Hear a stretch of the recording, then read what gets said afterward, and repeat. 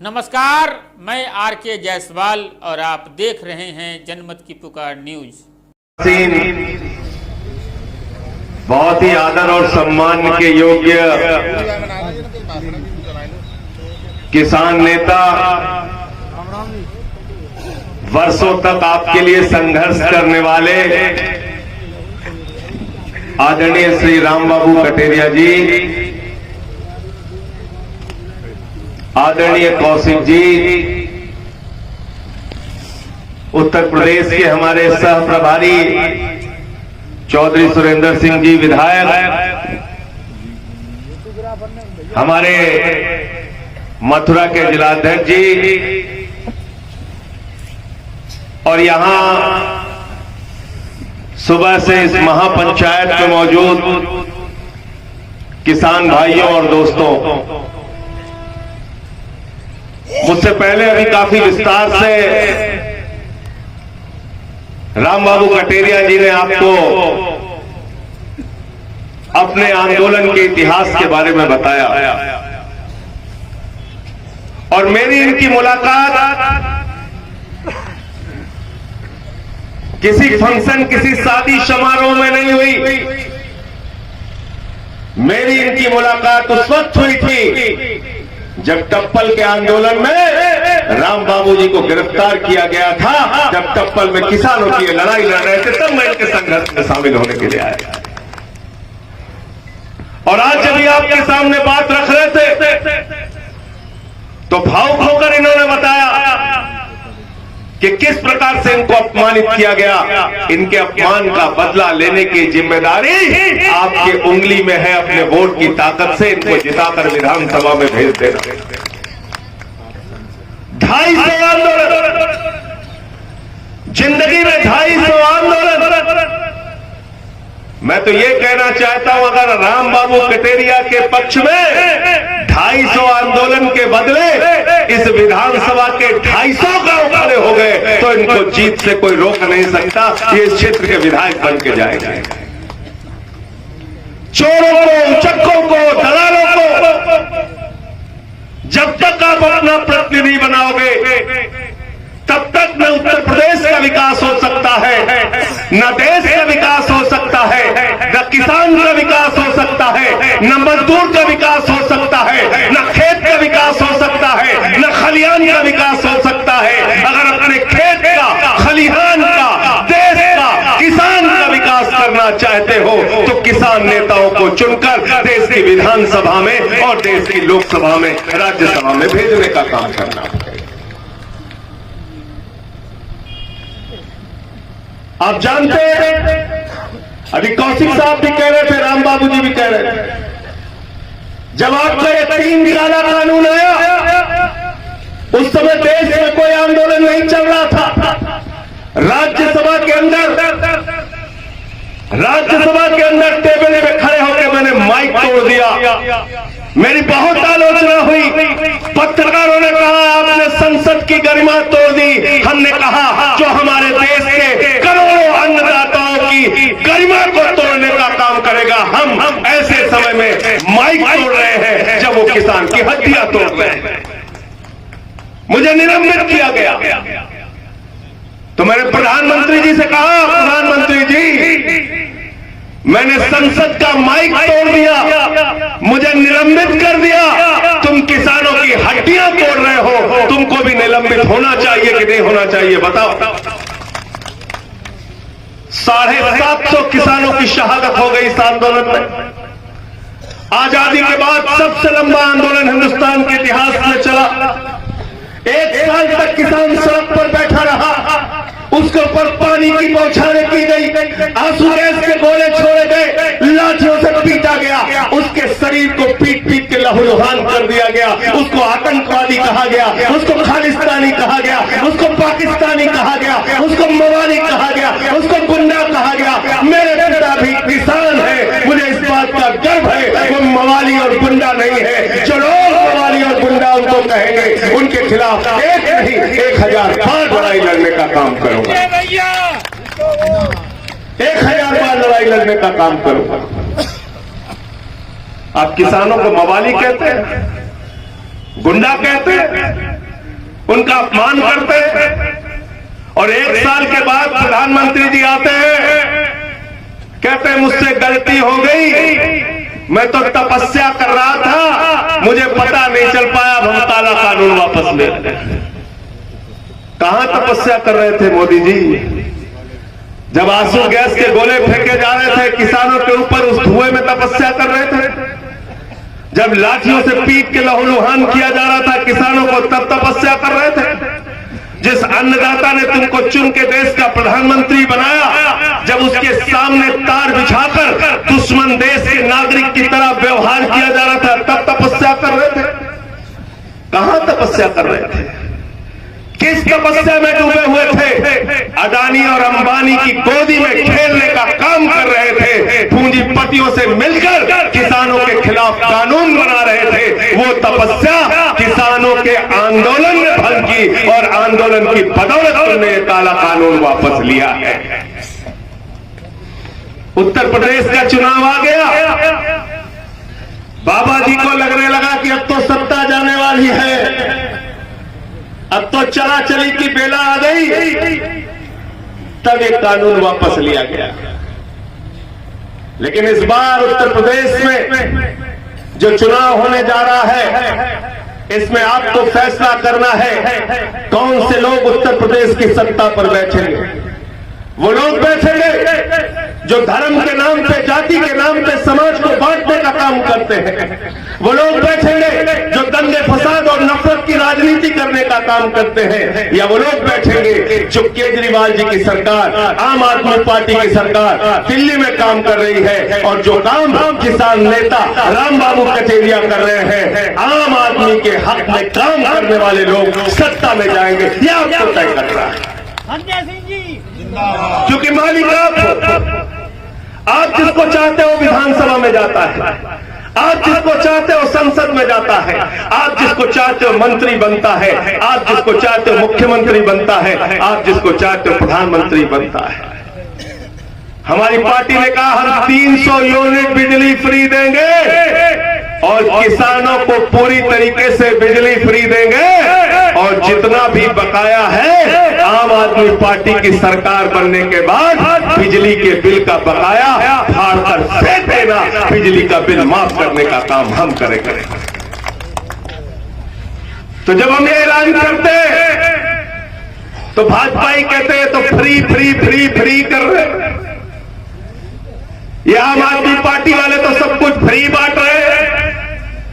तो मैंने कहा बेईमानो, जनता के टैक्स के पैसे से विधायक को तनख्वाह मिलती है, फ्री बिजली मिलती है, गाड़ी घूमने को मिलती है मंत्री को, मुख्यमंत्री को हेलीकॉप्टर मिलता है, प्रधानमंत्री को हेलीकॉप्टर और हवाई जहाज मिलता है, सांसद को हवाई जहाज में घूमने की यात्रा मिलती है, मोटी मोटी तनख्वाह मिलती है, रहने को बंगला मिलता है। तो जनता के पैसे से विधायक को फ्री बिजली, सांसद को फ्री बिजली, मुख्यमंत्री को फ्री बिजली, प्रधानमंत्री को फ्री बिजली, तो जनता को भी 300 यूनिट बिजली फ्री मिलनी चाहिए।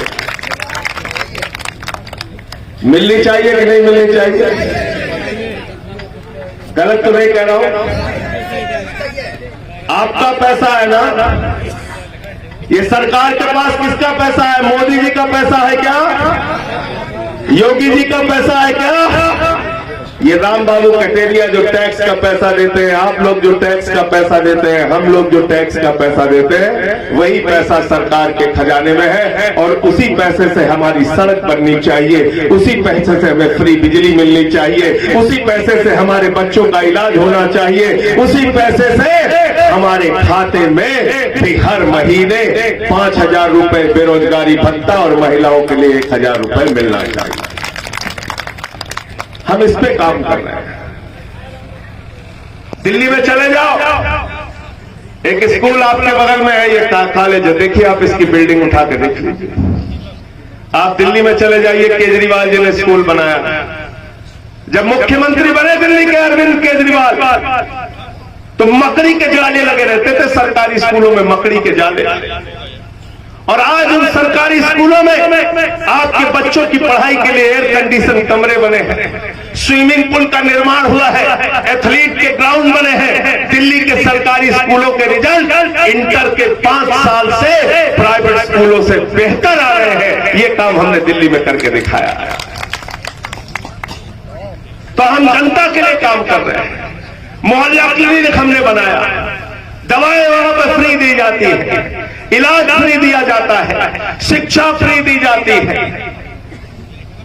और उसके बावजूद दिल्ली का बजट मुनाफे का बजट है। आपको मालूम है कि नहीं मालूम? इतना सारा पैसा जनता के ऊपर खर्च करने के बाद बिजली फ्री, पानी फ्री, शिक्षा फ्री, माताओं बहनों के लिए बस की यात्रा फ्री, स्वास्थ्य फ्री, दवाएं फ्री, ये सब कुछ देने के बाद दिल्ली का बजट मुनाफे का बजट है, क्योंकि दिल्ली में आम आदमी की सरकार है, आपकी सरकार है। वहां चोर नहीं बैठे। और यहां आप सालों साल से सरकार पे सरकार, सरकार पे सरकार बनाते जा रहे हो, लेकिन आपका भला नहीं हो रहा। क्यों भला नहीं हो रहा? कभी सोचा आपने? आज रात को घर में जाना तो सोचना, जरा 1 मिनट के लिए सोचना, किन लोगों को आपने सत्ता में पहुंचाया है। केजरीवाल चुनाव प्रचार में जाते हैं तो कहते हैं स्कूल बनाएंगे, संजय सिंह चुनाव प्रचार में जाते हैं तो कहते हैं अस्पताल बनाएंगे, आम आदमी पार्टी वाले चुनाव प्रचार में जाते हैं तो कहते हैं उद्योग धंधे लगाएंगे, सड़कें बनाने का काम करेंगे। भारतीय जनता पार्टी के लोग चुनाव प्रचार में जाते हैं तो कहते हैं गांव गांव में शमशान बनाएंगे। कहते हैं कि नहीं कहते? क्या पूछ रहे थे मोदी जी? क्या कह रहे थे पिछले चुनाव में 17 में? भाइयों और बहनों, गांव गांव में शमशान होना चाहिए कि नहीं होना चाहिए? कह रहे थे कि नहीं कह रहे थे? तो आपको शमशान चाहिए कि स्कूल चाहिए? क्या चाहिए? जोर से बोलिए, मोदी जी के कान तक पहुंच जाए। जोर से बोलिए, शमशान चाहिए कि स्कूल? शमशान चाहिए कि अस्पताल? शमशान चाहिए कि 300 यूनिट बिजली फ्री? बिजली फ्री चाहिए। हमको शमशान नहीं चाहिए, क्योंकि हमने देखा शमशान, हमने देखा कोरोना की महामारी में हर घर से लाशें उठी। हमने देखा गंगा नदी की घाट पे लाशें सड़ रही थी, कुत्ते नोच रहे थे। हमने देखा बाबा जी के राज में शमशान घाट में लकड़ियां नसीब नहीं हुई।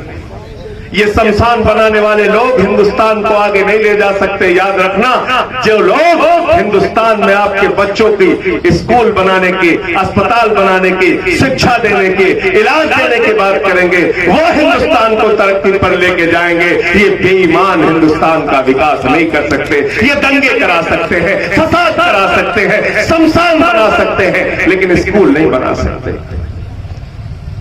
इसलिए आपसे हाथ जोड़कर निवेदन करने के लिए आया हूं। राम बाबू कटेरिया से मैंने कहा था कि कटेरिया साहब, आपने जिंदगी का 70 साल किसानों के लिए लड़ते हुए बिता दिया। अब इस बार चुनाव में झाड़ू हाथ में ले लो, बेईमानों का सफाया करने के लिए झाड़ू गंदगी साफ करने के लिए झाड़ू चाहिए कि नहीं चाहिए? बोलिए जोर से। आपने अपना प्रयास कर लिया, आपने जनता का भी मान रख लिया। आपको टिकट कहां से मिलता है नहीं मिलता है इसकी मैं बात नहीं कर रहा, लेकिन आपको मैं अनुरोध करना चाहता हूं, आप आम आदमी के परिवार में आइए, हाथ में झाड़ू लेके इन बेईमानों का सफाया करेंगे माठ के क्षेत्र से। अपने को ताकतवर बनाना है, किसान को, आम आदमी को ताकतवर बनाना है। और एक कहानी सुना के अपनी बात को खत्म करूंगा। एक बार एक हंस और हंसनी रास्ता भटकते भटकते भटकते भटकते रेगिस्तान में पहुंच गए। रेगिस्तान का इलाका था, बहुत गर्मी थी, धूप थी। हंस और हंसनी परेशान होने लगे। हंसनी ने अपने हंस से कहा, अरे हंस, ये किस इलाके में लेके चला आया? यहाँ न फल है, न फूल है, न पौधे हैं, न वृक्ष है, न हरियाली है, न झील है, न झरने हैं। ये किस रेगिस्तान में लेके चला आया? हंस ने हंसनी से कहा, प्रिय इंतजार करो, अभी रास्ता मिल जाएगा। भटकते भटकते भटकते भटकते शाम हो गई। शाम होते होते एक पेड़ दिखा। उस पेड़ के नीचे हंस और हंसनी पहुंचकर बैठ गए। उस पेड़ के ऊपर एक उल्लू बैठा हुआ था। उल्लू हंसनी ने फिर हंस से कहा, अरे कैसा इलाका है ये? इलाका तो रेगिस्तान है, यहाँ तो पेड़ भी नहीं है, पौधे भी नहीं है, झील भी नहीं है, झरने भी नहीं है, हरियाली भी नहीं है, खुशहाली भी नहीं है। फिर हंस ने समझाया, प्रिय रात बीत जाने दो, जैसे ही सुबह होगी हम लोग फिर वापस हरिद्वार चले जाएंगे। और ये बातें वो ऊपर बैठा हुआ उल्लू सुन रहा था। रात बीती, सुबह हुई। हंस अपनी हंसनी का हाथ पकड़कर हरिद्वार के रास्ते जाने लगा। उल्लू पेड़ से नीचे आ गया। उसने हंसनी का हाथ पकड़ा और कहा, मेरी पत्नी को लेकर कहां जा रहे हो? हंस ने कहा, मैं हंस हूं, ये हंसनी है, मैं इसका पति हूं, ये मेरी पत्नी है। अरे तू तो उल्लू है, ये तेरी पत्नी कैसे हो गई? तो उसने कहा, शांत रहना, ये इलाका हमारा है, यहां के श्याम सुंदर शर्मा हम ही हैं। जब कह दिया कि पत्नी हमारी तो पत्नी हमारी है। अब दोनों में झगड़ा बढ़ गया, पंचायत बटोरी गई। पंचायत में लोग इकट्ठा हो गए, कई गांव के लोग आ गए। लोगों ने पूछा, भाई मामला क्या है? पंच बैठ गए। हंस रोता हुआ बोला, भाई साहब मैं हंस हूं, ये हंसनी है, मैं इसका पति हूं, ये मेरी पत्नी है। मैं भटकते भटकते हरिद्वार से इस रेगिस्तान के इलाके में आ गया। ये उल्लू कह रहा हंसनी उसकी पत्नी है। पंचों आप ही न्याय कर दो। पंचों ने कहा, भाई मामला बहुत गंभीर है। बड़ी सभा लगी हुई थी, पंचायत बैठी हुई थी। पंच लोग पीछे गए, बोले भाई क्या फैसला करना है? बोले देखो बात तो हंस ठीक कह रहा है, हंसनी पत्नी तो हंस की है, लेकिन ये हंस और हंसनी तो अभी हरिद्वार चले जाएंगे। हम लोगों को तो रहना उल्लू के बीच में है, इसलिए फैसला उल्लू के हक में देना है। पंच लोग वापस आए। पंचों ने कहा, भाई फैसला हो गया। हंस ने कहा, भाई क्या फैसला हुआ?